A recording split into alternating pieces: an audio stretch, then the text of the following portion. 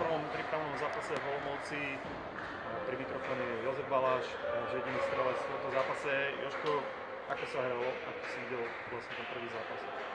Zápas po dlhej pauze vlastne, takže bolo to ťažké sa do toho dostať do začiatku. Chvíľu nám to trvalo. My sme vlastne trénovali týždeň, chlapci z Olomouca už o 2 týždne asi dlhšie, takže to bolo z začiatku poznať. Áno, prvú tretinu ste boli pod tlakom, ale možno pribúdajúcim časom sa v tom zápase objavovali aj také momenty, ktoré sme videli v minulej sezóne. Bolo toho čoraz viac aj pred domácou bránkou, pred Makovským, takže celkovo je taká spokojnosť možno s tým, ako sme sa tu dnes prezentovali?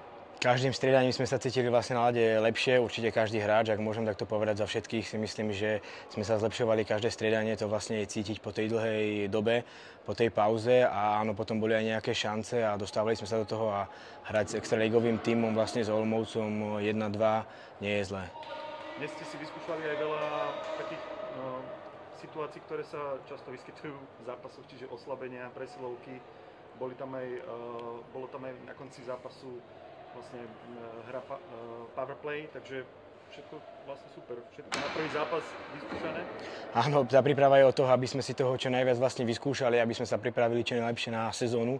Takže každá hra, ktorá je takáto špeciálna vlastne, či presilovka, oslavovka alebo powerplay, je tréning pre nás vlastne, aj keď je to v zápase a od toho sa môžeme odvíjať ďalej a natrénovať si to.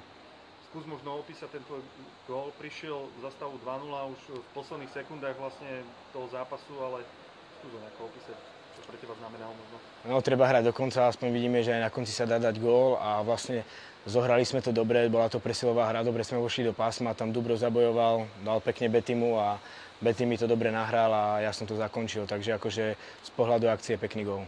Potešili ste určite aspoň fanúšikov, ktorí sem merali cestu, takže aj z ich prezentáciou spokojnosť, bolo ich počuť?